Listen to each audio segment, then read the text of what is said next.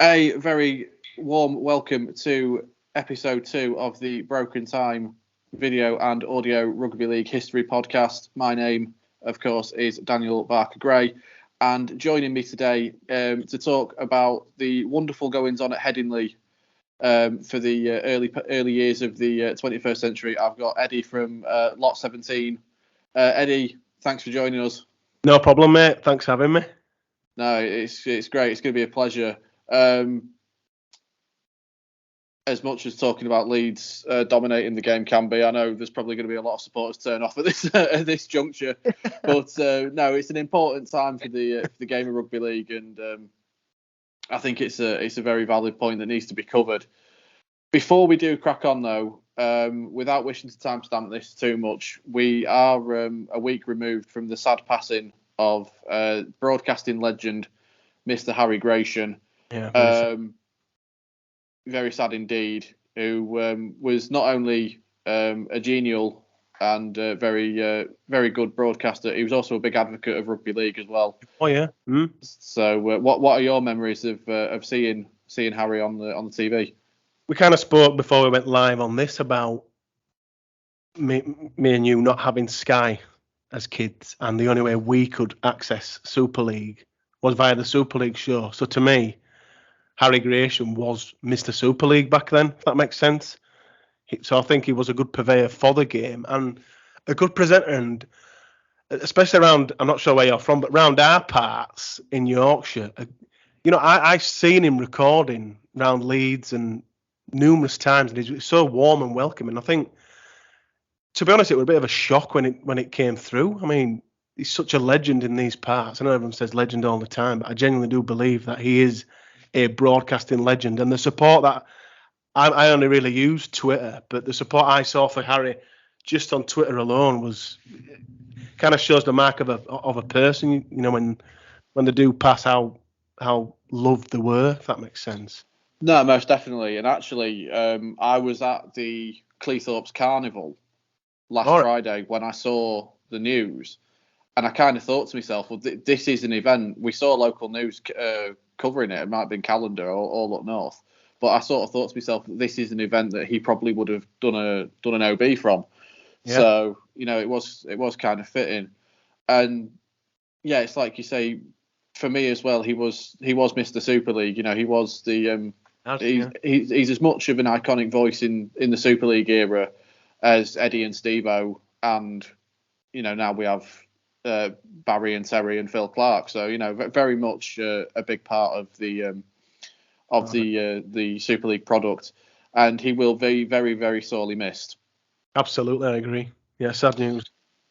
But we're now going to sort of move things on to a slightly more happier topic for yourself. That's all we've got now. That's it. Just before we sort of get into the meat of Leeds' success, just kind of sum up what the state of the Leeds club was around the time of the turn of the Super League era. It was similar, maybe not to how bad it is currently. Sorry, in '96 it was certainly worse, but we were a mess back then. I mean, '96, how old are I? I think I was about 10, and it wasn't fun watching Leeds. It was there was loads of off-field issues, and Scoey left. Gary Schofield. It was the back end of Scoey. I think he left around January, February. Went to Huddersfield, and there were players signing. I mean, it sort of felt like the build up to Super League, obviously that came around the corner, and when we became the Rhinos, I know this is a massive cliche, but it felt like the Phoenix had come. Obviously, we never knew what were going to happen, but like as a kid, just being called Leeds RL as a young kid were like boring, and then when we became the Rhinos, I was like, wow, we're the Rhino, and it just felt like.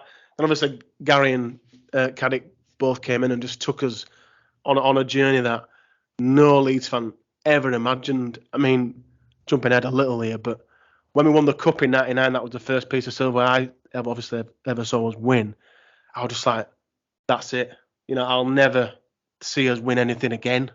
So from what we did from that point, now we know that was just the kind of foundation of what was to come. But at that moment in '99 when we got that cup, I thought that's at least I've seen us win something. No, that's I understand that. I mean, going sort of off topic for a second.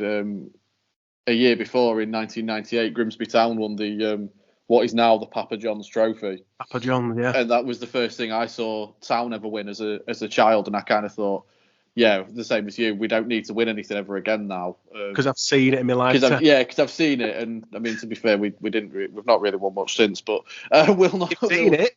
I've seen it, yeah. But you sort of mentioned the 1999 team there. Before that, I'm quite happy to hold my hands up here and say, as a Wigan supporter, that Leeds possibly should have won the title in 1998. I agree. One of the defining factors of that, I think, is the signing of Iestyn Harris from Warrington. Yeah. Would you say that was sort of the first major move made by the new ownership team? Yeah, that was the one. That was the one that really showed the new ownership team's intent, in what and their plans for the Rhinos, really. Harris was unbelievable. One of those players that, even kind of looking back now, you kind of look at that side and almost think he was so good. I don't know, this might be a bit controversial, but it almost like he was a one-man team because he was so good.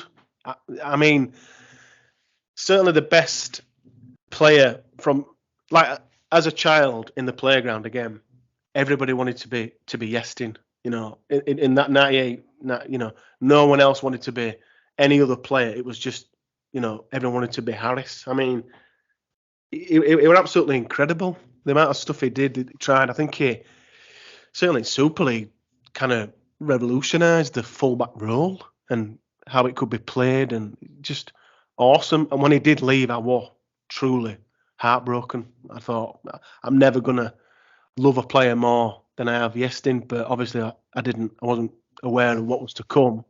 But a truly awesome player, and yeah, that 98 grand final would have, not afraid to admit that as a kid, 11, I were heartbroken, absolutely heartbroken. Yeah, funny enough, I was actually watching it this afternoon just for a bit of background. Look at you! Into this episode, yeah. So, and I mean that opening sort of 20 minutes or so. Yeah, Leeds should have been out of sight, to be totally honest with you. I mean, there's plenty of factors at play. Obviously, it's an absolutely horrendous evening. The ball's like a bar of soap. But Leeds absolutely battered Wigan in that first 20 minutes, and should have been at least 2 or 3 up. I don't. It's one of them games where, having watched it and watching it back, you're like, how have we not won it? But that's sport, innit? No one really cares, do they? Like, sometimes with football, they'll say, oh, someone's Gary Lineker, he only scored tap-ins. No one cares. All that they care is that he scored 30 goals, or they'll say, I don't know, Spain won the World Cup, or whoever won the World Cup, or the league, but they played rubbish football, or they had a lucky draw or a lucky goal. No one really cares, do they really? Because all they care about is the record books say who won the grand final 98, Wigan. Yeah, obviously, we know the tale in between and how Leeds probably most definitely should have won it, but we didn't, did we? And I don't. That kind of angle, you might feel different, but that kind of angle to me, like, we can't. I'm really jumping ahead now, but it's like that 2017 season when Castleford were pretty good, but we battered them in that final. Yeah, that's it. And I'm jumping ahead now. We're probably going to come to that later, but when people go for that angle, I'm like, maybe you should have won it, but you didn't. So I'm like, this 98 final, we probably should have, but we didn't. So yeah, that's it. I was like in tears when we didn't win it. So I'm all right saying this now, but at the time, that's it. I'm thinking, oh my God. So we've already sort of touched on it. The 1999 Challenge Cup final, the last one at the old Wembley. Yeah. Leroy Rivette battering himself into the record books with his 4 tries. Yeah. Was that sort of seen as a bit of a catalyst now, like you say, that Leeds were now very firmly on an upward trajectory? Yeah, as I said earlier, that was the one where we obviously got the win. We got one of the big ones at last, and it did feel like at the time with Yestin and the side we had together and the coach, I mean, and the new ownership, and obviously thinking as a child back then, you know. It did feel like, and then the Rhinos and Super League, it did feel like the game itself were all lifting, and to get that one, as I said earlier, at the time, I did think that would be it. I knew we were getting better and we might get close, but other sides, I mean, Bradford at the time were an amazing side. I mean, I think even looking back now through nostalgic eyes, that period of Super League just seemed bigger and better and more razzmatazz, and it felt like a bigger game. And I felt at the time Leeds were getting there, but I wasn't quite sure on whether we'd get another. I did feel at the time that it would be one and done, but who was to be aware of the dominance that were just round the corner when Tony Smith and the lights came in? I mean, it's literally a once in a lifetime thing, and Bradford kind of did it. Wigan did it, you know, in 80s and 90s, kind of won everything numerous times. So there's many people that listen to this, watching this, that will have had possibly a similar moment where there's been such dominance. Saints are doing it now, you know. So we are living in times where teams do tend to dominate for a period, and then others will get like one or two, and Wigan might get one, or we might get one, but then there will be one side that says, right, over a 10 to 15 year possible period, we will dominate. And I don't know how that happens, or I think we're incredibly lucky, you know, as even Wigan in the 80s, there were people listening to this who lived that, you know, to see these sides. But I also think, is it just how close the game is, you know, on the M62, and is this just because it's a bit of a closed shop, and do we need to bring more sides in like Catalans? But that's a whole other. Oh, that's a whole different kettle of fish. We could be here for about 3 hours discussing that. Now after the Challenge Cup win, yeah, something special started to happen at Leeds, because at the turn of the millennium, you had a crop of exciting, talented young players come through. Kevin Sinfield, Rob Burrow, Danny Maguire, Jamie Jones Buchanan. It's a little bit like Man United's class of '92, isn't it? You know, you've got all these players coming in. At the time, what was it like to see these players sort of, you know, come through and make the grade? Because I mean, these players were all coming through at the ages of 16, 17. Yeah, that was the quite scary thing. Like, Kev came in, started playing about 98, 99, 2000, something like that. Really, I think he was unlucky to miss out on that the Challenge Cup final in '99. Actually, and I think he was the first one that came through, started playing, and obviously I was a kid at the time, as I keep saying, but like the people around me at the games were like older than me and more wise and hardened, you know, men and women were saying he's good, you know, and you're like, Kevin Sinfield, right? He's good. And then a couple of weeks after, months after, you got JJB, and then the same thing again. He's good. And you're like, wow, that's 2. And then I think Rob Burrow made his debut after that, before Danny.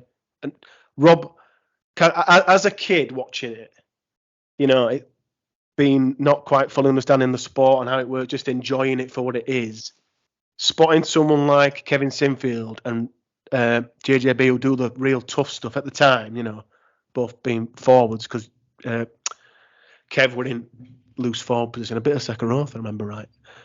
But when Rob came in, being that little pocket rocket, you know, from halves, he stood out to all the kids, absolute mile. The kids loved him because he looked like one of us. He was one of us, you know, with his speed, and then that was another one where everyone was saying he's good. So that's 3, and then there was Chev Walker, who I think were even younger. He came in, and then Danny Maguire. It was like, oh, how have we ended up with a backbone of this side that are all local lads, or, you know, produced by the club? It was unbelievable, and I bet the club couldn't believe what they produced. They were obviously aware, because they've scouted them and done the talent research on these kids, these lads. But I bet they couldn't believe what were happening before their eyes, because obviously Caddick and Gary Hetherington would have had an idea for who they're signing, who they're bringing in, but these young kids coming in would have drastically changed their plans, because they'd have been like, they're here. These are the ones that we need to bring the coach in to nurture these kids, and then just bring one or two additions in. And that's kind of how we slowly developed, like Saints are now and every other. But when they came through, it was just Matt Diskin as well. Another. I mean, you can just. It was, and then again, I'm jumping ahead a little bit here. One would retire, or the Carl Ablett came in, and you're like, that's another one. And then Callum Watkins, Ryan Hall. They were just, a continuous ladder. The development one, but for that original catchment of players that you're talking about, just unbelievable, just to watch them develop before your eyes, and just a real golden generation that I don't think any side will see again. And the amount of them in the same side. No, that was actually going to be the next question. It was going to be, do you reckon that could ever happen again from any club? I think it's highly unlikely. I mean, they were all internationals. Every player I've mentioned, JJB, Kev, Robbie, Danny, and what else was it?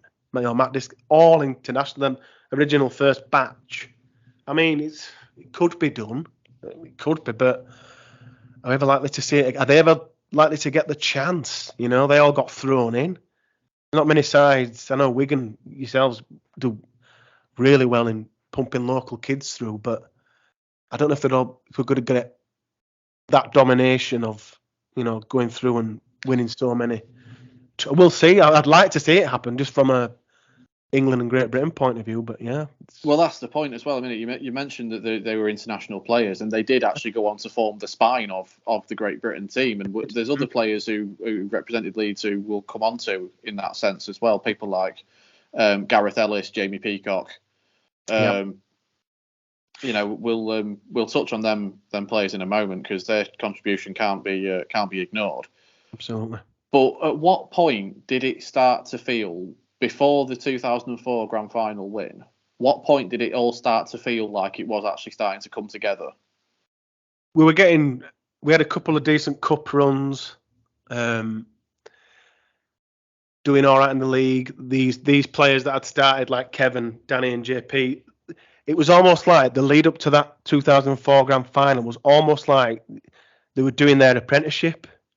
Obviously this is in hindsight now, but at the time it was like they're getting better and better and better. And then when it came to 2004, I bet Tony Smith couldn't believe what he'd inherited.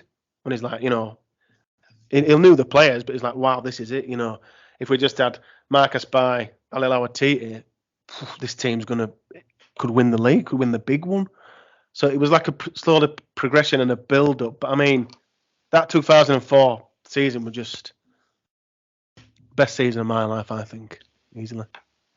Without wishing to touch on another defeat to Wigan, was the 2003 eliminator, do you think, used as a motivation tool to sort of say, you came this close last year, go to the big dance this year?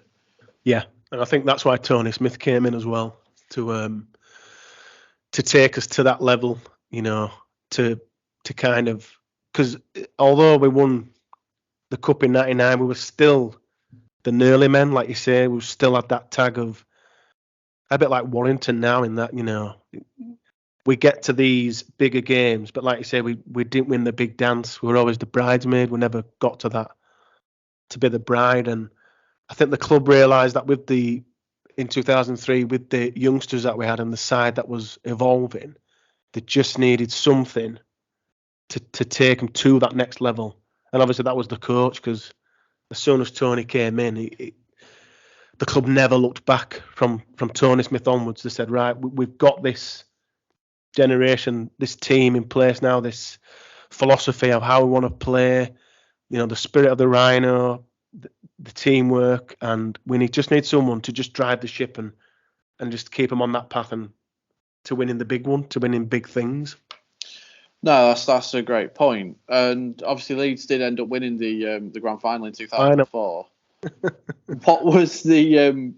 It's almost a little bit like a tale of two cities because you've got Leeds Rhinos who are ascending to the very top of their game, and then you've got Leeds United who were on the way down. Who just went. Yeah. But the two teams are very intrinsically linked. I've noticed in the city of Leeds. Did Leeds Rhinos doing so well help sort of keep that buzz around the city? It did. It really did because I'm a United fan as well. So United got relegated and I was devastated, truly devastated. They got relegated in May. Whenever that went football season, I was just like, oh my God, that's whole city were down. Or the whole city were just couldn't believe that United had been relegated. But then obviously the Rhinos really picked it up then and went into sixth gear and just blasted it out and then lifted the whole city. And the parade, them when they come home with the cup, and the whole city was just like, it really brought everyone together. Sort of from that moment, to be honest, up until I'd say when United got back to the Premier League, the Rhinos still are really, because United will never dominate the sport or win. I don't think United will ever win a trophy.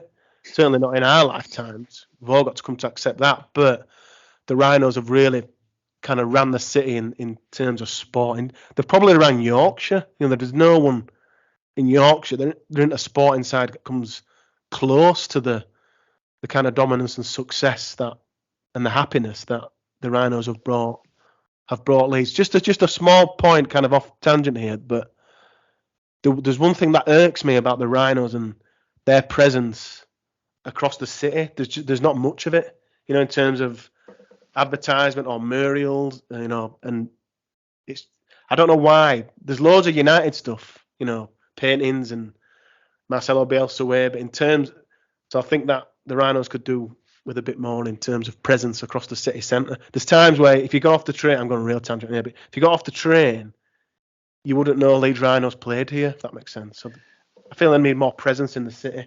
No, I must admit, I agree with you in that sense. I went to Leeds a couple of months ago, and it was just after Marcelo Bielsa and Leeds United had parted company. Yeah. And it was, no, I completely agree with you. You get off the train and you think that it's just a football city. And, obviously for many years, it really wasn't. Rugby league has, and you could possibly say still does dominate the city. But, I completely agree with you. Speaking of the city of Leeds and the buzz around winning the grand final, did it make it that little bit sweeter at the fact you beat Bradford? Yeah. It also, as I said, Bradford were an amazing side. I miss them now. I miss a good competitive Bradford. I think Super League does really. We didn't have, as we touched on earlier, we don't have many good teams, so we kind of needed them, but obviously we've lost them. But it definitely made it more sweeter that we're our biggest and local rivals. And Robbie Paul's knock-on in that game is the best knock-on that's ever happened in rugby. Because it was at that moment when he knocked it on. I remember being there, and it was at that moment when he knocked it on. I thought, we've done it. That's it. And then just floods of tears, and be like, oh my God, we've finally won the big one, the big dance. That's it. And obviously success carried over to the following year as well with the winner of the World Club Challenge. Yeah. And it sort of seemed a little bit unfortunate that the Challenge Cup final in 2005 didn't end the way you'd have wanted it to, because of the fact that then that would have been the clean sweep within 12 months, wouldn't it? It would have. Would you think it also almost just sort of capped it off and crowned, not knowing what was coming, obviously in the following years, but that would have perhaps crowned Leeds' sort of comeback, so to speak, as the Kings of Rugby League? Would you say? Yeah, definitely, absolutely. I mean, I know we got the grand final in 2004, but that Challenge Cup defeat to Hull in 2005 still doesn't sit well with me. We had, we had a much better side, I feel. We had the players to kind of take that game, but during lockdown, I kind of watched it back on, the majority of it back when there was nothing on, and I felt that it was a massive learning curve for those younger players, for the squad, in how to win a game, how to kill a game, how to see that kind of, what's it called, champion mentality that we did get. We did develop that, and I think that loss, I don't think they enjoyed that loss. I know no team enjoys a loss, especially in a final, but I don't think it sat with the club well at all, that 2005 Cup final. I think off the back of that, they kind of press reset in a sense to say, right, if we get to a final again, we don't want that to happen. We need to put processes in place now. Take your medicine. You've lost that one. If we get there again, which I'm fairly confident with the squad we had, we thought we're going to get to one more final. We don't ever want that to happen again. I want to do better. So I do think that it was a kick in the teeth, but I think in terms of the young squad, I think it was a massive learning curve from them, because especially I know we didn't have, I think we signed Peacock in 2006. I know we had Kevin, Rob and JJB. Off the back of that, seeing them in finals after that and how they performed and how they managed things, I just felt that cup defeat has kind of kicked them into gear to say, right, we need to manage the game better to get closer to actually winning it, if that makes sense. No, that's absolutely right. And obviously, in the interim between the 2005 Challenge Cup defeat and your next Super League win, obviously we've talked about the players who came from within the club, but we do need to touch upon some of the players who were brought in from externally. Yeah. Players such as, you mentioned two names earlier, Marcus Bai, Ali Lawatiti, Scott Donald, and for me, I think one of them, you may disagree, but one of the pivotal ones, I think, was the signing of Brent Webb. Absolutely. We had Richie Mathers, Gary Connolly, those types at fullback after Yestin. Obviously, Mathers left us to go play in Australia. So we really needed someone in there to kind of take us to that next level, because off the back of Yestin, as I said, being amazing, and he was an absolutely outstanding player, we really needed someone in there to complement all the other players in that spine. Danny, Rob. So we really needed someone to sit in there and kind of match them, or kind of say, right, I'm whoever, I'm better. Come with me and let's go together to kind of take them to that next level. And that's who Brent Webb was. I spoke about Yestin and how I felt he kind of changed the way fullbacks play, or kind of, adapt, or how kind of show fullbacks how they can play. I think Brent Webb kind of did something similar, kind of followed Yestin in that. He was always available, always, anywhere on the field. He got loads and loads of assists, loads of tries, and I think he was pivotal in one of the most pivotal signings in our history, really. You talk of players like Gareth Ellis, they're all awesome, Scott Donald, Ali Lawatiti, but Brent Webb for me was the one who really revamped us and kind of kept us, especially in attack. It was so fluid, and defence really. But his signing, and at the time, I didn't particularly know much about him. I remember we signed him and going down to Henley and watch his first game, and he's one of those players that, from the first moment in that first game, you kind of say, "All right, this is him." You kind of know instantly. The way that I can kind of explain it is, being a Leeds United fan, it's like when you follow a football team and they get a player on loan from a higher division club, and then they drop down to your level and they just stand out. You're just like, oh wow, he is literally leagues above. That's how I felt with Brent Webb when he came in, and I was watching him. I was like, all these young kids now need to get onto this guy's level and kind of just follow his lead. And one of my favourite signings for the club, without a doubt, Brent Webb. Yeah, that's it. And going into the 2007 season now, sort of like the start of Leeds' dominance of the game, really. Going into that grand final, I seem to remember all the talk being of St Helens. Yeah. Because obviously they'd won the they'd not won the World Cup Challenge that year. They'd won the Challenge Cup that year. Yeah. They'd finished top of the table. And so a lot of people, it just seemed that all they had to do to win was turn up. Yeah. So, I mean, obviously supporting Wigan, I became a Leeds fan for the evening. Yeah, it gets like that, doesn't it? It does a bit. I've been Leeds, Catalans, I've been everyone. Anyone who's played against St Helens. Yeah, I do remember that all the talk was that it was just St Helens, St Helens, St Helens. Yeah. So then for Leeds to come out and beat them in the manner that they did, that must have been brilliant as a fan. It were awesome. It was amazing. I mean, I think we finished 5th, 4th, 5th. I can't remember. But even going to that grand final, and obviously you kind of around the ground, around the pubs, and you talk to other fans and Saints fans and things like that. And you're absolutely right in that it was a foregone conclusion. Even the coverage on Sky, you get like talking heads on Sky Sports News, and they'll say, they'll ask whoever it was at the time, what do you think? Oh, Saints are too good. Leeds don't have enough. Saints by plenty. And everyone was. I remember a time my granddad was still with us, and he was like, it's almost as if we might not bother. You shouldn't bother. So just turn up and go, there you go, St Helens. Thanks for inviting us, but we know you're too good, and there you go. And to be honest, I think Leeds really fed into that in 2007, in that kind of we're beaten before we've turned up type vibe to Old Trafford.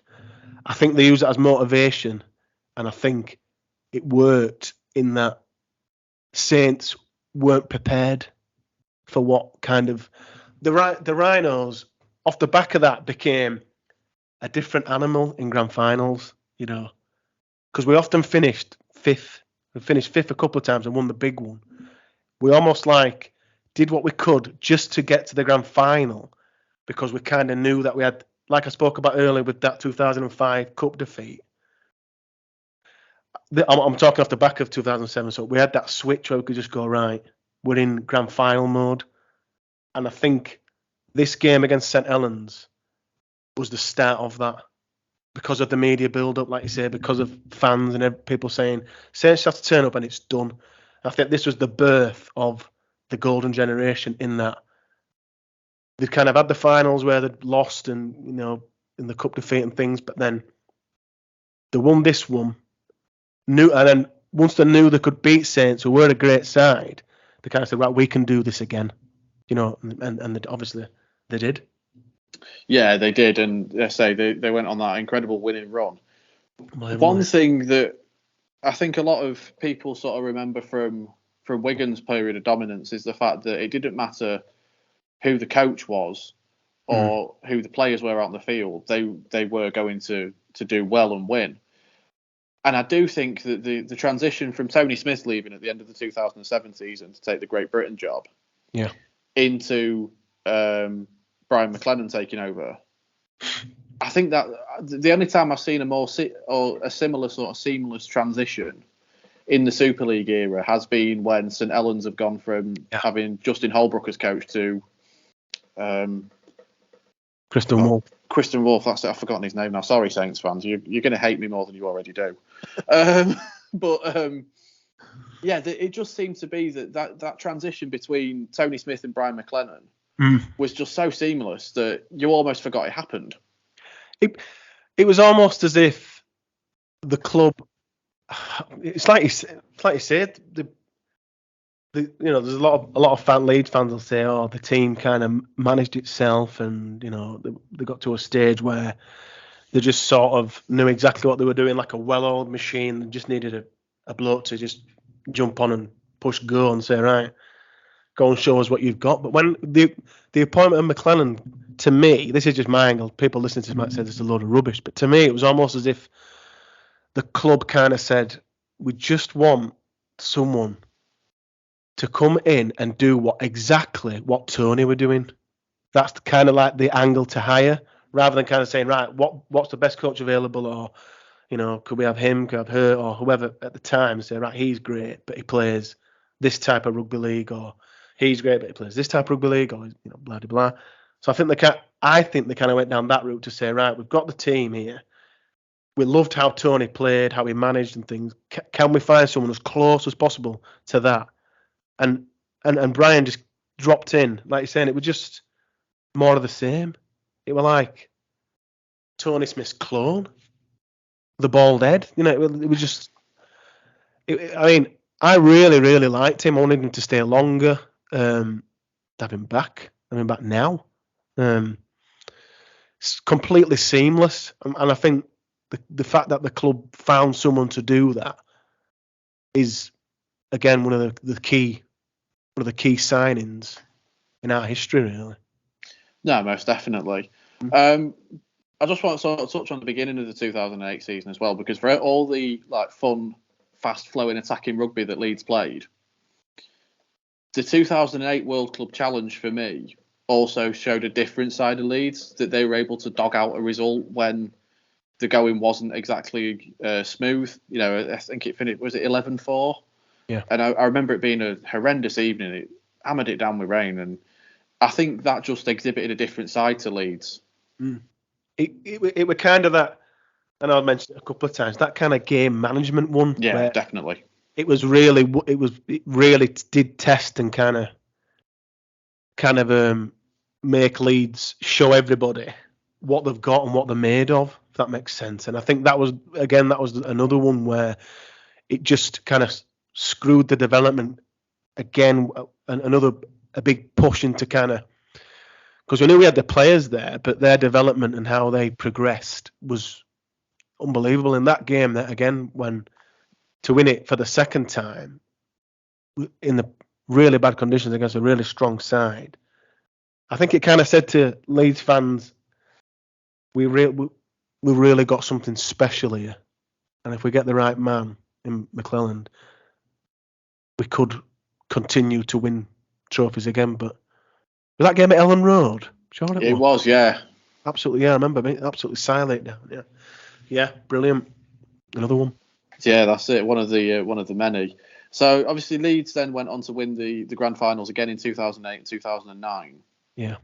And talk then started to think, especially in the press at the time, that this is going to be another long period of dominance in the game, similar to Wigan's in the 80s and 90s. Yeah.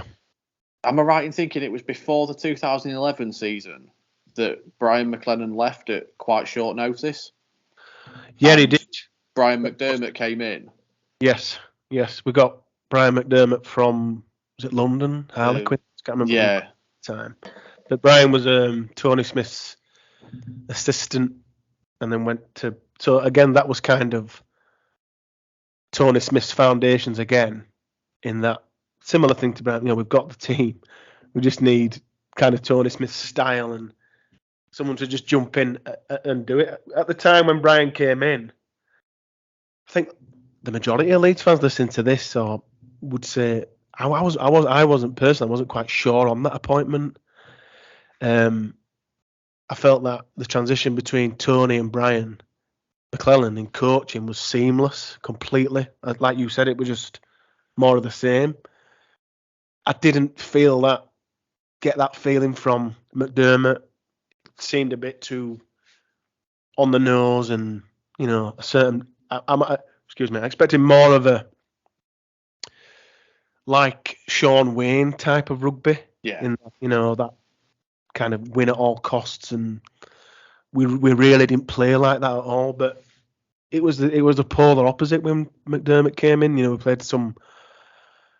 Oh God, I think we did more offloads in, jumping ahead a little bit, in the 2015 season and broke all records. So he really did like an attractive way of playing, and it did turn out to be a really good coach. But at the time of the appointment, I do remember thinking back, like, I wasn't really sure on that one at all. But it did work out for the best, thankfully. It really did. I mean, I can remember looking at it and thinking to myself, well, because obviously Wigan had just won the grand final.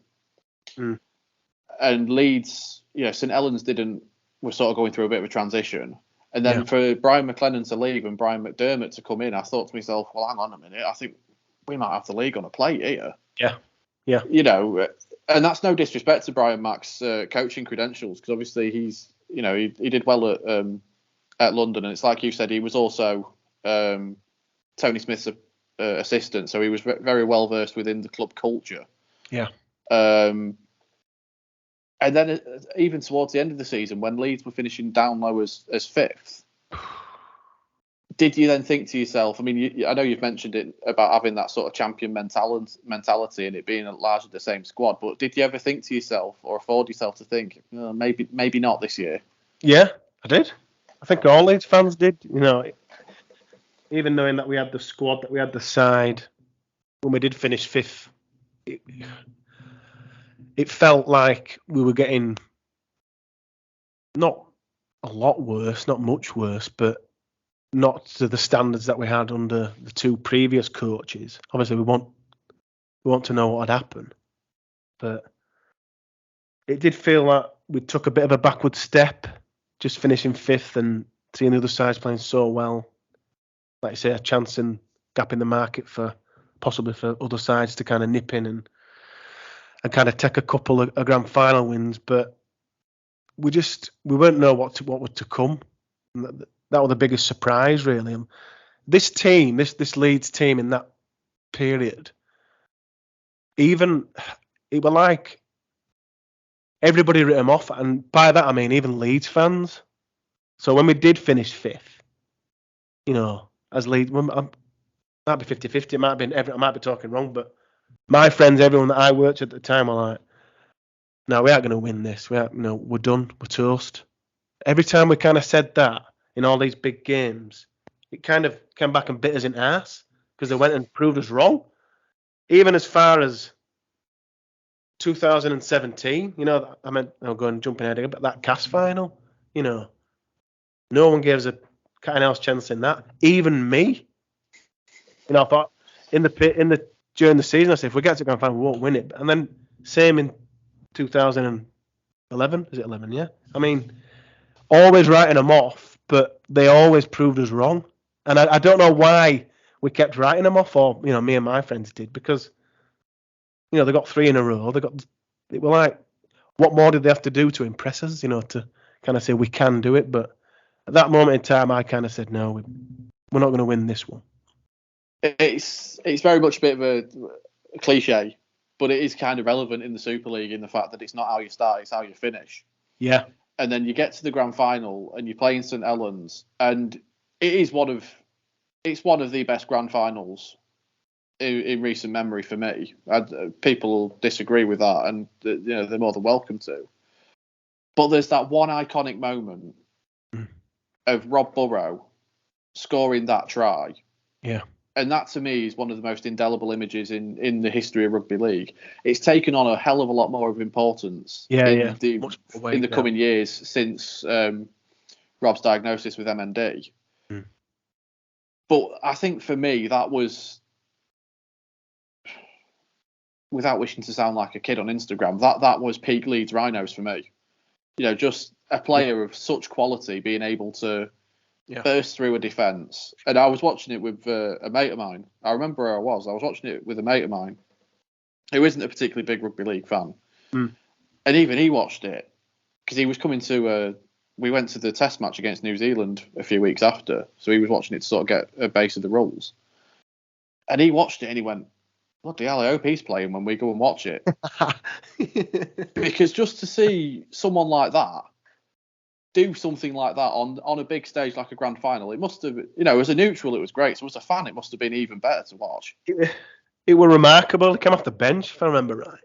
Playing him at hooker, trying to squeeze him in somewhere. And he just wasn't pleased at all that McDermott were playing him at hooker, you know, start of the year, turn of the year. He wasn't happy, but instead of leaving and spitting his dummy out, he kind of said, I'll become undroppable. I'll just become the best hooker in the league. You know, that was his mentality. To kind of say, right, if I'm a hooker, I'll be the best hooker that the club can. You know, you won't need to sign, but I'll be the best hooker that you'll have. And big games especially, they have moments where the pendulum and the momentum can swing. Football, tennis, all big games. There'll be 9 out of 10 times there'll be a moment in the game where you'll say that was it. That was the moment where it became Leeds were going to win the grand final. I mean, for him to kind of just come on, take the ball straight from Dummett and it just felt like he was running for ages and took on every single player. I know he didn't, and then to score, it one of those games where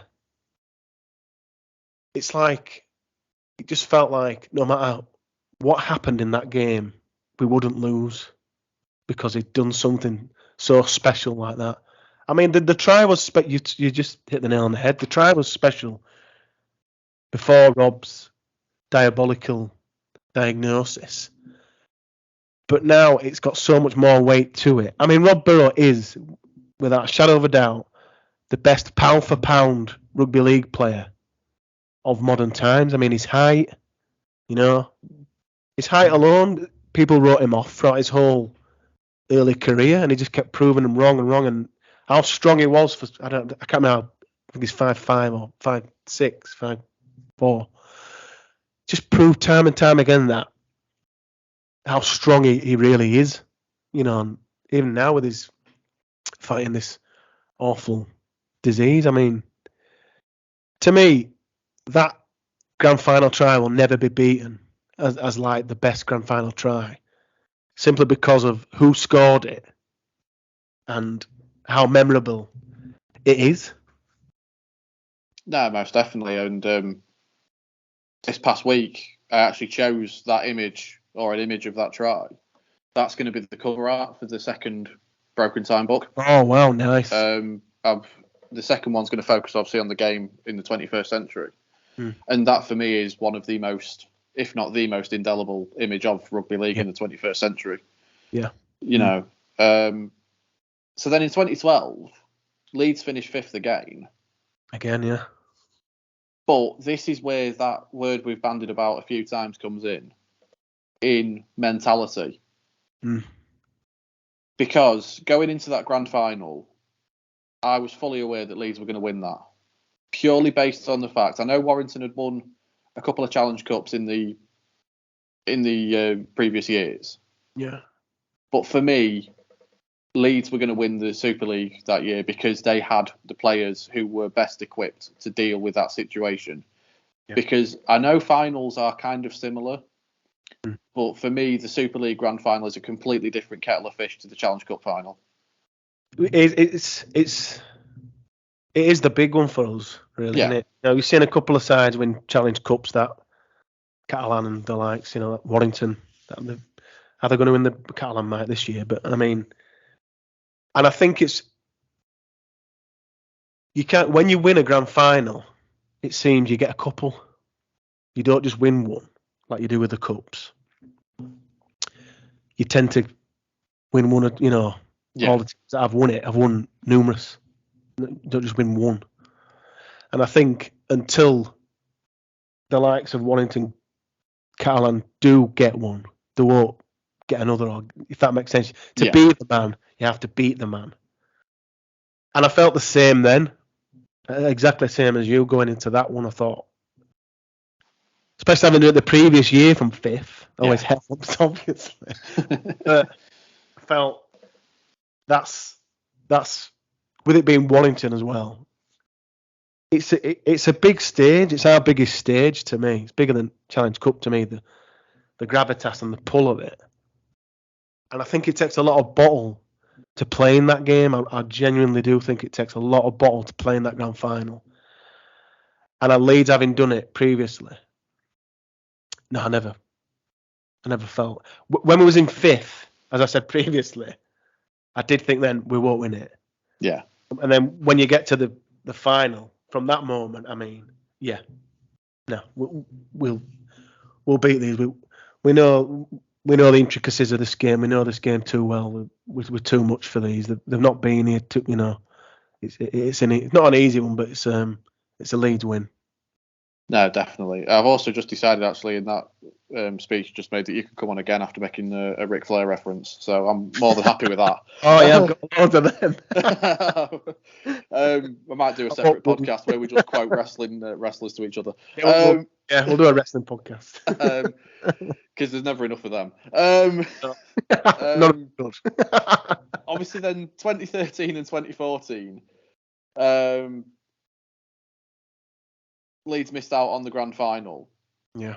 2015. I mean, we've all watched as good as it gets. Yeah. And it really was, wasn't it, for Leeds? You know, to win the Challenge Cup is why you become a rugby league player. Same as why you become a footballer. You want to win the FA Cup at Wembley. Yeah. But to win the league leaders in the manner that Leeds did, you know, we've heard the wide to west try so many times. But to me, this is just as important. Yeah. You know, Ryan Hall streaking down the touchline at the McAlpine, Galfarm, John Smith's, whichever stadium it's called this week. Again, that was it was sort of snatching victory from the jaws of defeat. And do you think that's what spurred Leeds on to the grand final that year? I did feel that, because obviously we were losing Kylie Luluai, Jamie Peacock, and Kevin Sinfield. That all confirmed that. At the end of the year, they were done. You know, Kevin said he was moving to rugby league, and the others were effectively retiring rugby league. But so it did feel like, well, it was their last chance, their last go, and what else could they do that they haven't already done? You know, they'd won Challenge Cups, they'd won World Club Challenges, and they'd won Super League. So the only place this squad of players could go for them and with them was to do the treble. And in that game, that particular game we talked about against Huddersfield, when it was heading for a draw, and Danny put the kick in and Ryan went through to score. Similar to, like I mentioned, with that Warrington game in the grand final where we'd never lose that. I kind of got the feeling that, because that was kind of the closest they'd come to slipping up. We battered Hull KR in the Challenge Cup final, completely destroyed them. That Challenge Cup game was finished in 20 minutes, and it was done. Completely. It was the worst final I've ever been to in terms of how competitive it was. Everyone could have gone home, you know, but it was boring, really boring. Obviously, Leeds won, but the game, you know. So they won that easily. And this kind of was the closest slip up that they'd had. And when they'd won that, again, we talk about mentality and that winning mentality again. When we'd got over the line in that, I did feel like they're really going to just throw everything they can at getting all three, you know, going all the way. And literally all the way. And it was amazing. And I mean, people say, oh, why did Leeds celebrate the league leaders shield? Because everyone just says, oh, it's a, you know, hubcap and it's meaningless, it means nothing. But as part of a treble, it's got some enormous pull and gravitas. Oh yeah, definitely. You know what I mean? I think it's end of the day, it is a trophy. You know, maybe a minor one. It should be celebrated, but yeah, when Hall went over for that, I just got the feeling that they were kind of going to die on that pitch. Those three players, especially they've all been real leaders in that side, to kind of say, look, we're going to really leave everything we can in our last game on that field. Obviously, we weren't to know get all the way, but yeah, I did feel that something special were happening when he did score that one. It could be done, you know, could win the treble. Yeah, definitely. And it's interesting the point you make there about the League Leaders Shield when people say, oh, why are you celebrating it? Yeah. No, I completely agree with you. It's a trophy. At the end of the day, I mean, look at when Warrington won it in 2011. They won it. Their first trophy, or first like sort of league trophy for years. Look at when Huddersfield won it. Look at when Cass won it. Look at when Catalan won it last year.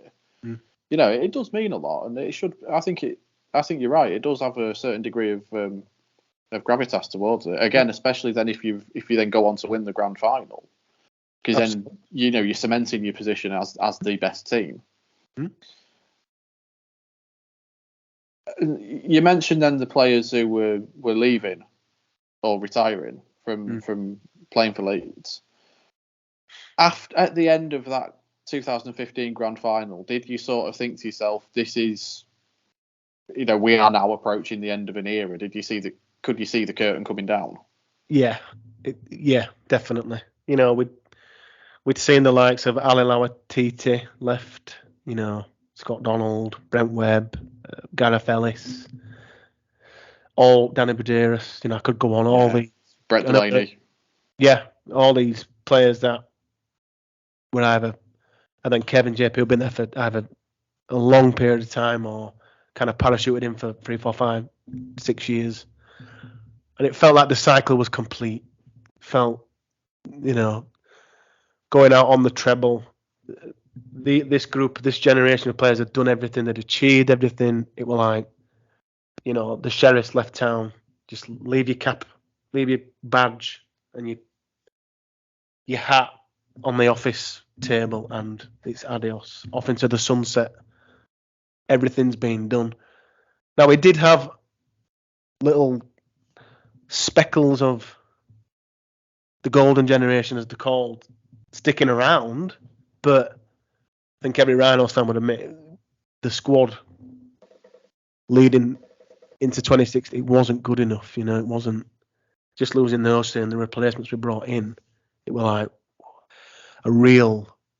like getting a bucket of cold water over your head, like a real shock treatment. Like, wow, and it kind of hit home in that how lucky and appreciative we should be for seeing that group of players. We're kind of like, wow, we really lived something special there. And I don't think, as I said, as we touched on before, I don't think highly like that we'll see a group like that ever again, really. No, it was quite interesting because during lockdown, when The Last Dance came on Netflix, the Chicago Bulls documentary, I kind of actually thought, it's fantastic. And I'm not a basketball fan, but I thought... but it got me hooked. Yeah. And I kind of thought to myself, well, hang on a minute, you've got 3 influential players here. And my first thought was, they could do this about Leeds. Yeah. But obviously then they did. They brought out As Good As It Gets. Yeah. Which is also fantastic. So then, you just touched on it there. You had sort of like 1 or 2 players who still hung around. Was the 2017 win when I believe that was Rob Burrow and Danny Maguire's last game for Leeds, wasn't it? Yes. And then JJB stuck around for another couple of years following. Yeah, he did. Carl Ablett and that lot, yeah. Yeah. Cast your mind back to what the state of the club was 10 years previously. Did you I know you've just sort of said it there, but did you feel like Leeds had kind of come full circle? In 2017, sorry? Yeah. Yeah. Again, we just come... I don't think anyone could kind of believe that they'd sort of done it again when they won the grand final again. Casts that year were... Well, you remember, by far and away. Yeah, they were a fantastic team. They had some great players as well. Yeah, they were amazing. I went to majority of the games, not Cass game, Leeds game, and they gave us a right thumping early. Yeah, I remember that. I think it were 66-10, 66-8. It was awful. It was awful. They absolutely battered us, completely battered us. And after that game, it was on Sky. Brian McDermott said, because it's always when you get a big, heavy defeat, whether it's Wigan or Saints, Sky really jump on it, don't they? What can this side do? Are you the right man and all that lot? And he stood there on that Castleford pitch and said, this side can win the grand final. And everybody in Super League, and whoever in sport, Leeds fans, laughed at that guy and said, you are joking. You are joking. There's been nowhere near people calling for your head rather than winning something. But then, having that being said, as the season progressed and we did make it to the grand final again after beating, I think it was Hull in the semis. As I said earlier, with the Warrington, when we beat Warrington in the grand final in 2012, When we made it to that grand final in 2017, I knew we wouldn't lose because we were a different animal. And similar to what I said about Warrington, we've been there before, and we still had Speckles, JJB, Carl Ablett, Danny, Rob, Ryan Hall, Callum Watkins. We had like 5 or 6. Might have been a few more I missed out. That had won it before, more than once. And that grand final, it was like Danny Maguire was like possessed. Yeah. It was like he was playing like 6 men. It was just like he said, no matter what happens, I personally, me, Danny Maguire, I'm not going to let us lose this game. I've never ever seen a performance from one player. People will listen to this and be thinking, well, each team, whatever team you support, you say, well, what about that? What about that? But from a Leeds fan, I've never seen pure domination from one player on the grandest stage. As I said, the grand final for us is the big dance. And he just wouldn't let Cass do anything.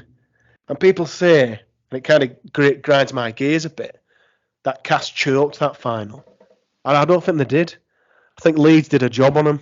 I think Leeds were like the great white, were like Cass were in the pond, with the other fish. But then when it comes to a grand final, Leeds are a great white shark. We know we've been there, we've done it, we've got the T-shirt, and we got the coach as well, and it was those players again, similar to what I said in 2015, in that they had that you felt like they were going to say, right, we're going to retire, we're leaving. We want to win this one. We'll do whatever we can. It was like Rob and Danny kind of had that same mentality to say, no, we're not going out on missing out on this last one. We want one more before we leave. And obviously that came to fruition, full circle, back around all the players that we started with in the late 90s and 2000s. Almost 20 years later, had kind of wrapped things up for us, and we were kind of, although I said earlier about when we lost JP and Kevin and Kylie, losing Danny and Rob, I think every Leeds fan kind of felt that's it now. We say that now. We'll see.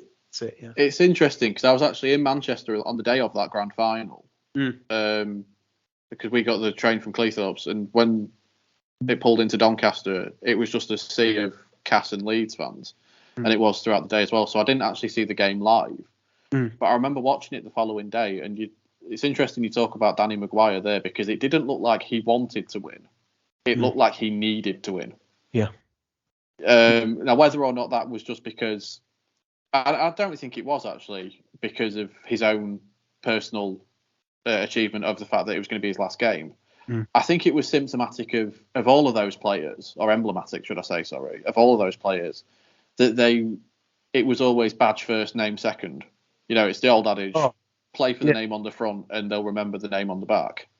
Absolutely. I mean, Kevin Sinfield did a speech, and it's been spoken about many times, that the players in that Rhino side, that kind of group that we had that we spoke about all podcast, they had offers from the NRL, from Rugby Union, from Super League sides for much more money. But they had that group where, it obviously makes it easier that they were winning things, but they were winning things because they stayed together. Yeah. So they all kind of said, look, let's sacrifice something in terms of money to create something special. And heroes get remembered, but legends never die, did they? No, that's true. They were heroes. Everyone knew that they were heroes. They could have left Leeds after, 1 or 2 grand finals. They'd have been remembered forever. Some players, some of the foreign players kind of did do that. Some English players did do that. But they wanted to be legends. They wanted to be champions. They wanted to be something special, not just at the Rhinos, but not just in the game of rugby league, but in the game of sport. They wanted to do some things that, like you mentioned there, the Chicago Bulls documentary, and the things that the Bulls did. They wanted that dynasty. They wanted to be... Yeah, definitely. Not just to be remembered at Leeds or rugby league. They wanted to be remembered in sport. For people to say, right, that is that group of players, that golden generation from the documentary, as good as it gets. That is them, forever remembered and instantly maybe not to, the average sports fan, certainly to anyone with a bit of rugby knowledge, you kind of go, right, that's Jamie Peacock, he did this, or that's Danny Maguire, that's Rob Birrow. They really wanted that dynasty, and I think they sacrificed a lot, in terms of money and opportunities elsewhere, but they did create something special, and we'll forever be thankful for them. No, that's a really good point. And I remember actually watching JJB's testimonial match, which again took on a whole lot of different. It did, yeah. It took significance. A different that one. And I do just remember thinking to myself, as a rugby league fan first and a Wigan fan second, we didn't have it bad. I didn't have it good, not bad. You know what I mean? Yeah. With that group of players. And I also remember that game because it was sort of like the last thing I can really sort of remember before the whole world went to pot.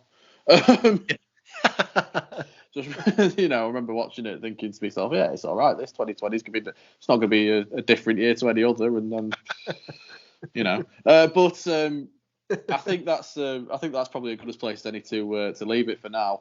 To the listeners, viewers, I hope you've enjoyed this. I'm fairly certain my guest this evening has. Thank you. Anytime. It's a pleasure. No, it's been great to have you on. Me. No, absolutely. Thank you for agreeing to come on. I know it's always it's difficult to get people on when you've just started a podcast. So I really appreciate you giving up your time. For those who want to get in touch with you further, where can they find the Lot 17 podcast and yourself on Twitter? I'm only on Twitter. I've got a little bit of the Lot Pod at Lot 17. It's for anyone that is listening. It's a Leeds Rhinos based podcast. We review every game with other Leeds fans, and the Twitter kind of has a bit of nostalgic look. And so any Rhinos fans listening, give us a follow, get involved. No, that's absolutely fantastic. As ever, you can follow me on Twitter. I'm at DBG_broken time. And also make sure that if you're watching this on YouTube, to be subscribing, or if you're listening on Spotify, to follow us on there so that you get all the new episodes as soon as they drop. And also keep your eyes peeled in the link below, because I've got the link for the Broken Time book, the sequel of which, as I touched on earlier, is coming. Hopefully should be out in time for the World Cup. But from Eddy and myself, all I want to say is thank you for watching. Take care of yourself. And just to echo what Harry Gratian used to say, enjoy your rugby league. We do.